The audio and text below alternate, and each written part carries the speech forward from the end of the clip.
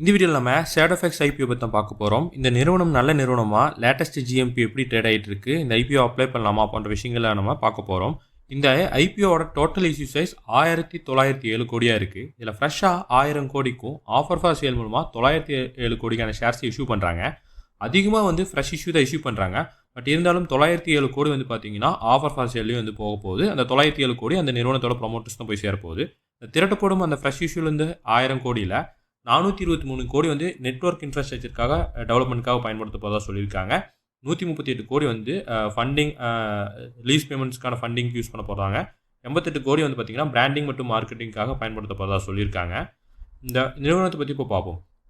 ஷேடோஃபெக்ஸ் நிறுவனத்தை பற்றி மோஸ்ட்லி எல்லாத்துக்குமே தெரிஞ்சிருக்க வாய்ப்பு இருக்குது. அதாவது ஃப்ளிப்கார்ட் போன்ற இ-காமர்ஸ் சைட்ஸ் நீங்கள் யூஸ் பண்ணிகிட்டு இருக்கீங்கன்னா, ஸோ அவங்களுக்கு டெலிவரி பார்ட்னராக நிறைய பேர் அந்த ஷேடோஃபெக்ஸ்லேருந்து வருவாங்க. ஸோ இவங்க பிஸ்னஸ் இவங்க ஒரு Bangalore based logistic solution provider company தான். ஸோ லாஜிஸ்டிக் சொல்யூஷன் தான் இவங்களோட பிஸ்னஸாக இருக்குது.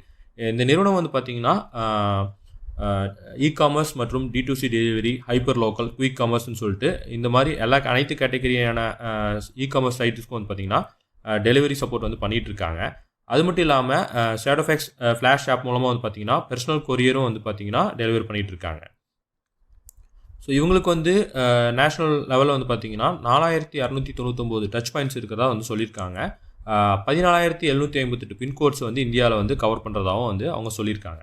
இவங்களோட கீ கிளைண்ட்ஸ்லாம் பார்த்தீங்கன்னா மீஷோ, ஃப்ளிப்கார்ட், மிந்த்ரா, ஸ்விக்கி, பிக் பாஸ்கெட், ஜெப்டோ, நைகா, பிளிங்கெட், ஜொமேட்டோ போன்ற நிறுவனங்களுக்கு எல்லாத்துக்குமே பார்த்தீங்கன்னா இவங்க இ-காமர்ஸ் அதாவது லாஜிஸ்டிக் சப்போர்ட் ப்ரொவைட் பண்ணிகிட்டு இருக்காங்க. ஸோ டெலிவரி பார்ட்னராக இவங்க ஒர்க் பண்ணிகிட்டு இருக்காங்க. ஸோ இப்போது இவங்களோட ஃபினான்ஷியல் பெர்ஃபார்மன்ஸ் எந்த அளவுக்கு இருக்குது அப்படின்னு சொல்லிட்டு பார்ப்போம். இவங்களோட டோட்டல் இன்கம் 2023 1422 கோடியாக இருந்திருக்கு. 2025 மார்ச் முடியும் போது 2514 கோடியாக உயர்ந்திருக்கிற நம்மளால் பார்க்க முடியுது.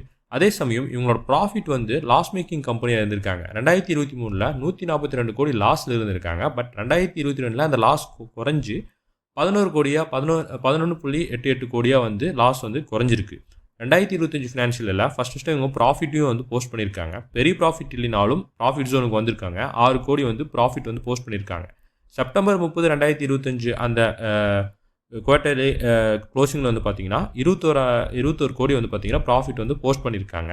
ஸோ இவங்க லாஸ் மேக்கிங் கம்பெனியாக இந்த நிறுவனம் ப்ராஃபிட் ஜோனுக்கு வந்திருக்காங்கன்னு சொல்லிட்டு நம்மளால் தெரிஞ்சுக்க முடியுது. அதே சமயம் இவங்க கடன்கள் பார்த்தீங்கன்னா 2023 66 கோடியாக தான் இருந்திருக்கு. பட் 2025 செப்டம்பர் 30 படி 147 கோடியாக இவங்க கடன்கள் உயர்ந்திருக்கு. டபுள் ஆகியிருக்கிறத நம்மளால் தெரிஞ்சுக்க முடியுது. இப்போது இவங்களோட கீ அதாவது பியர் கம்பெனிஸ் யாருன்னு சொல்லிட்டு பார்ப்போம். அதாவது போட்டி நிறுவனங்கள், லிஸ்டட் பியர் கம்பெனிஸ், மார்க்கெட்டில் ஆல்ரெடி எக்ஸ்சேஞ்சில் லிஸ்ட்டாக இருக்கக்கூடிய பியர் கம்பெனிஸ்னு பார்த்தீங்கன்னா ப்ளூ டாட் கம்பெனி மற்றும் டெல்கிவரி லிமிடெட். ஸோ இந்த 2 நிறுவனங்கள் ஆல்ரெடி லிஸ்ட்டாக இருக்கக்கூடிய இவங்களோட போட்டி நிறுவனங்கள். இவங்க கூட கம்பேர் பண்ணும்போது இவங்களோட price to book value Blue டாட்டோட பெட்டராக இருக்குது. பட் டெல்கிவரி தான் இதில் பெட்டராக இருக்காங்க. ரிட்டர்ன் ஆன் நெட்வொர்க் வைஸில் பார்க்கும்போது ப்ளூ டாட் தான் பெட்டராக இருக்காங்க. 17.25% இருக்காங்க.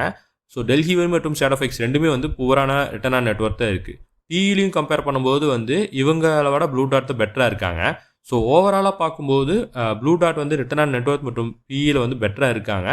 டெல்கிவரி மற்றும் ஷேடோஃபெக்ஸ் இந்த நிறுவனம் பார்த்தீங்கன்னா அந்தளவுக்கு டெல்கிவரி அளவுக்கு பெர்ஃபார்மன்ஸ் பண்ணல அப்படிங்கிறத நம்மளால் தெரிஞ்சுக்க முடியுது. இப்போது இந்த நிறுவனத்தை அப்ளை பண்ணலாமா அப்படிங்கிற பாயிண்ட் ஆஃப் வியூக்கு வருவோம். இவங்களோட லேட்டஸ்ட் ஜிஎம்பி தற்போது 6 ரூபாயாக தான் ட்ரேட் ஆகிட்டு இருக்கு. இது 4.84% தான் லிஸ்டிங் எண் தரக்கான வாய்ப்பு இருக்குது அப்படின்னு சொல்லிட்டு இண்டிகேட் பண்ணுது. ஸோ நம்ம ஆல்ரெடி உங்கள் ஃபினான்ஷியல்ஸ் பார்த்துருந்தோம். ரொம்ப பயங்கரமான ஃபினான்ஷியல்ஸ்னு சொல்ல முடியாது. லாஸ் மேக்கிங் கம்பெனியாக இருந்த நிறுவனம் ப்ராஃபிட் ஜோனுக்கு வந்திருக்காங்க. ஸோ அப்கமிங் ஃபினான்ஷியல் இயர்ஸில் எந்தளவுக்கு இவங்க போஸ்ட் பண்ணுறாங்கிறத பொறுத்து இந்த நிறுவனத்தோட பெர்ஃபார்மன்ஸ் நம்மளால் தெரிஞ்சுக்க முடியும். இப்போது ரொம்ப பெரிய பயங்கரமான ஃபினான்ஷியல் இருக்கிற நிறுவனம்னு சொல்லிட்டு இந்த நிறுவனத்தை நம்ம கன்சிடர் பண்ண முடியாது. ஸோ இந்த நிறுவனத்துக்கு எந்தளவுக்கு இன்வெஸ்டர்ஸ் வரவேற்பு தராங்கிறத பொறுத்து இந்த ஐபிஓ கன்சிடர் பண்ணுறது பெட்டராக இருக்கும். லேட்டஸ்ட் ஜிஎம்பி கிரே மார்க்கெட்டில் அந்தளவுக்கு இந்த நிறுவனத்துக்கு வரவேற்பு இல்லை அப்படின்னு சொல்லிட்டு தான் இண்டிகேட் பண்ணுது. ஒருவேளை நல்லா ஜிஎம்பி அதாவது சப்ஸ்கிரிப்ஷன் நல்லா ஆகி ஜிஎம்பி அதாவது டிமாண்ட் அதிகமாச்சுன்னா இந்த ஐபிஓவை லிஸ்டிங் எண்ணுக்கு கன்சிடர் பண்ணுறது பெட்டராக இருக்குங்கிறது என்னோட ஒப்பீனியன். தற்போது இந்த ஐபிஓ கன்சிடர் பண்ணாமல் இருக்கிறது தான் பெட்டராக. அதாவது பெரிய லிஸ்டிங் என்ன எக்ஸ்பெக்ட் பண்ண முடியாது. நீங்கள் ஒரு சின்ன லிஸ்டிங் எண்ணுக்காக அப்ளை பண்ணுற மாதிரி இருந்தால் இந்த ஐபிஓ வேணால் கன்சிடர் பண்ணலாம். ஸோ இந்த இன்ஃபர்மேஷன் உங்களுக்கு யூஸ்ஃபுல்லாக இருந்தால் மறக்காமல் இந்த வீடியோக்கு லைக் பண்ணிடுங்க. நம்ம சேனல் ஒன்று சப்ஸ்கிரைப் பண்ணாமல் இருக்கீங்கன்னா சப்ஸ்கிரைப் பண்ணிக்கோங்க. உங்கள் ஃப்ரெண்ட்ஸ்க்கும் வந்து இந்த வீடியோவை ஷேர் பண்ணுங்கள். நன்றி, வணக்கம்.